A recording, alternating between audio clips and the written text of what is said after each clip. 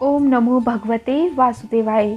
आज हम सुनेंगे श्रीमद् भागवत महापुराण में द्वितीय स्कंद का अध्याय 1। इससे पहले हम प्रथम स्कंद के सभी अध्याय यानी कि 19 अध्याय सुन चुके हैं। आज हम द्वितीय स्कंद का पहला अध्याय सुनेंगे। इससे पहले के अध्याय की कथा मैं आपको थोड़ी बता देती हूँ। इसमें राजा परीक्षित गंगा के तट पर अपने प्राणों का त्याग करने के लिए जाते हैं। तब वहाँ पर श्री शुकदेव जी पधारते हैं। तब राजा परीक्षित उनसे पूछते हैं कि प्रभु, अगर कोई मरणासन अवस्था में है तो उसको क्या करना चाहिए, और साथ ही साथ यह भी बताइए कि पूरे मनुष्य मात्र को क्या करना चाहिए और उसको किसका श्रवण करना चाहिए, किसका जप करना चाहिए और किसका भजन करना चाहिए। तो उन्हीं सब प्रश्नों का उत्तर देते हुए श्री शुकदेव जी महाराज ने कहा, परीक्षित, तुम्हारा लोकहित के लिए किया हुआ यह प्रश्न बहुत ही उत्तम है। मनुष्यों के लिए जितनी भी बातें सुनने, स्मरण करने या कीर्तन करने की है, उन सब में यह श्रेष्ठ है।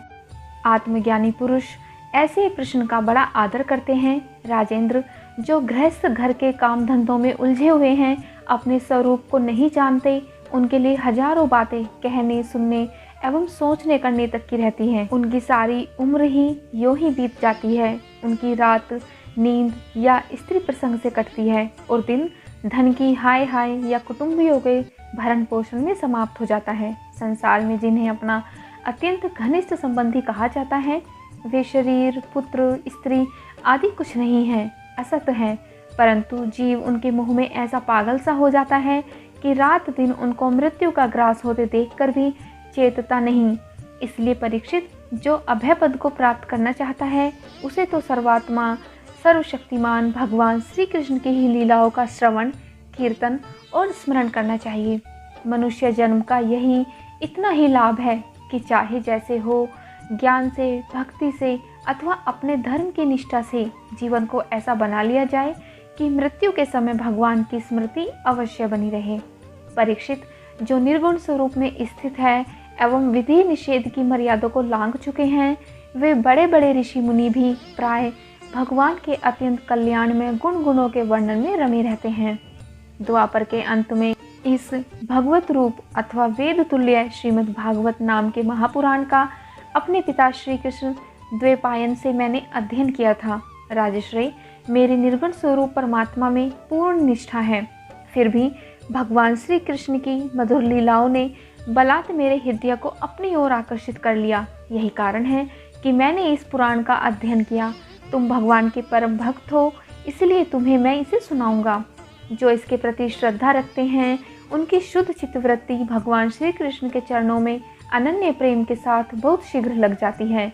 जो लोग लोक या परलोक की किसी भी वस्तु की इच्छा रखते हैं या इसके विपरीत संसार में दुख का अनुभव करके जो उससे विरक्त हो गए हैं और निर्भय मोक्ष पद को प्राप्त करना चाहते हैं, उन साधकों के लिए तथा योग संपन्न सिद्ध ज्ञानियों के लिए भी समस्त शास्त्रों का यही निर्णय है कि वे भगवान के नामों का प्रेम से कीर्तन करें। अपने कल्याण साधन की ओर से असावधान रहने वाले पुरुष की वर्षों लंबी आयु भी अनजान में ही व्यर्थ बीत जाती है। उससे क्या लाभ?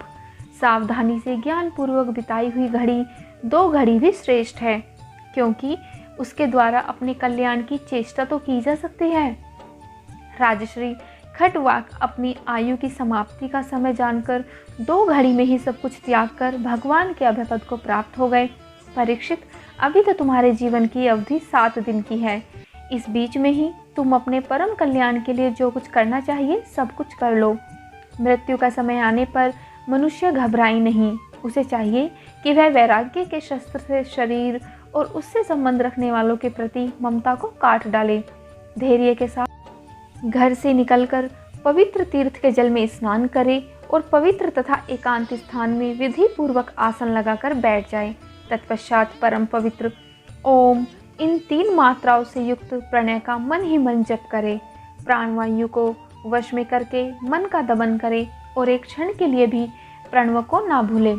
बुद्धि की सहायता से मन के द्वारा इंद्रियों को उनके विषयों से हटा ले और कर्म की वासनाओं से चंचल हुए मन को विचार के द्वारा रोककर भगवान के मंगलमय रूप में लगाए। स्थिर चित्त से भगवान के श्री विग्रह में से किसी एक अंग का ध्यान करे इस प्रकार एक एक अंग का ध्यान करते करते विषय वासनाओं से रहित मन को पूर्ण रूप से भगवान में ऐसा तल्लीन कर दे कि फिर और किसी विषय का चिंतन ही न हो। वही भगवान विष्णु का परम पद है, जिसे प्राप्त करके मन भगवत प्रेम रूप आनंद से भर जाता है। यदि भगवान का ध्यान करते समय मन रजोगुण से विक्षिप्त या तमोगुण से मूढ़ हो जाए तो घबराए नहीं, धैर्य के साथ योग धारणा के द्वारा उसे वश में करना चाहिए, क्योंकि धारणा उक्त दोनों गुणों के दोषों को मिटा देती है। धारणा स्थिर हो जाने पर ध्यान में जब योगी अपने परम मंगलमय आश्रम को देखता है तब उसे तुरंत ही भक्ति योग की प्राप्ति हो जाती है। परीक्षित ने पूछा, ब्राह्मण, धारणा किस साधन से और किस वस्तु में किस प्रकार की जाती है और उसका क्या स्वरूप माना गया है, जो शीघ्र ही मनुष्य के मन का मैल मिटा देती है? श्री सुखदेव जी ने कहा, परीक्षित, आसन, श्वास, आसक्ति और इंद्रियों पर विजय प्राप्त करके फिर बुद्धि के द्वारा मन को भगवान के स्थूल रूप में लगाना चाहिए। यह कार्य रूप संपूर्ण विश्व जो कुछ भी था या होगा, सबका सब जिसमें दिख पड़ता है वही भगवान का स्थूल से स्थूल और विराट शरीर है। जल, अग्नि, वायु, आकाश, अहंकार, महातत्व और प्रकृति, इन 7 आवरणों से घिरे हुए इस ब्राह्मण शरीर में जो विराट पुरुष भगवान हैं, वे ही धारणा के आश्रय हैं। उन्हीं की धारणा की जाती है। तब उनका इस प्रकार वर्णन करते हैं, पाताल विराट पुरुष के तलवे हैं, उनकी एड़ियाँ और पंजे रसातल हैं, दोनों गुल्फ एड़ी के ऊपर की गांठें महातल हैं, उनके पैर के पिंडे तलातल हैं, विश्व मूर्ति भगवान के दोनों घुटने सुतल हैं, जांघें वितल और अतल हैं, पेड़ू भूतल है। और परीक्षित, उनके नाभि रूप सरोवर को ही आकाश कहते हैं। आदि पुरुष परमात्मा की छाती को स्वर्गलोक, गले को महलोक, मुख को जनलोक और ललाट को तपोलोक कहते हैं। उन सहस्त्र सिर वाले भगवान का मस्तक समूह ही सत्यलोक है। इंद्रादि देवता उनकी भुजाएं हैं, दिशाएं कान और शब्द श्रवणेंद्रिय हैं। दोनों अश्विनी कुमार उनकी नासिका के छिद्र हैं, गंध घ्राणेंद्रिय हैं और धधकती हुई आग उनका मुख है। भगवान विष्णु के नेत्र अंतरिक्ष हैं, उनमें देखने की शक्ति सूर्य है, दोनों पलके रात और दिन है। उनका भ्रूविलास ब्रह्मलोक है, तालु जल है और जिह्वा रस। वेदों को भगवान का भ्रमरना कहते हैं और यम को दाढ़े। सब प्रकार के स्नेह दांत हैं और उनकी जगमोहिनी माया को ही उनकी मुस्कान कहते हैं। यह अनंत सृष्टि उसी माया का कटाक्ष विक्षेप है। लज्जा ऊपर का होठ और लोभ नीचे का होठ है। धर्म स्तन और अधर्म पीठ हैं। प्रजापति उनके मूत्रेंद्रिय हैं और मित्र वरुण अंडकोश हैं। समुद्र कोक है और बड़े बड़े पर्वत उनकी हड्डियां हैं।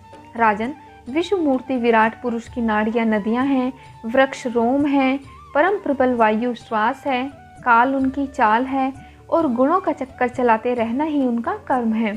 परीक्षित, बादलों को उनके केश मानते हैं, संध्या उन अनंत का वस्त्र है, महात्माओं ने अव्यक्त को ही उनका हृदय बतलाया है और सब विकारों का खजाना उनका मन चंद्रमा कहा गया है। महत्व को सर्वात्मा भगवान का चित्त कहते हैं और रुद्र उनके अहंकार कहे गए हैं। घोड़े, खच्चर, ऊंट और हाथी उनके नख हैं। वन में रहने वाले सारे मृग और पशु उनके कटि प्रदेश में स्थित हैं। तरह तरह के पक्षी उनके अद्भुत रचना कौशल हैं। स्वायंभू मनु उनकी बुद्धि है और मनु की संतान मनुष्य उनके निवास स्थान हैं। गंधर्व, विद्याधर, चारण और अप्सराएं उनके षडज आदि स्वरों की स्मृति हैं। दैत्य उनके वीर्य हैं। ब्राह्मण मुख, क्षत्रिय भुजाएं, वैश्य जंघाएं और शूद्र उन विराट पुरुष के चरण हैं। विविध देवताओं के नाम से जो बड़े बड़े द्रव्यमय यज्ञ किए जाते हैं वे उनके कर्म हैं। परीक्षित, विराट भगवान के स्थूल शरीर का यही स्वरूप है, सो मैंने तुम्हें सुना दिया। इसी में मुमुक्षु पुरुष बुद्धि के द्वारा मन को स्थिर करते हैं, क्योंकि इससे भिन्न और कोई वस्तु नहीं है। जैसे स्वप्न देखने वाला स्वप्नावस्था में अपने आप को ही विविध पदार्थों के रूप देखता है, वैसे ही सबकी बुद्धि वृत्तियों के द्वारा सब कुछ अनुभव करने वाला सर्वांतर्यामी परमात्मा भी एक ही है। उन सत्य स्वरूप आनंद निधि भगवान का ही भजन करना चाहिए। अन्य किसी भी वस्तु में आसक्ति नहीं करनी चाहिए, क्योंकि यह आसक्ति जीवन के अधःपतन का हेतु है। श्रीमद् भागवत महापुराण के द्वितीय स्कंद का अध्याय 1 यहीं पर समाप्त होता है। इससे आगे की कथा हम दूसरे अध्याय में सुनेंगे।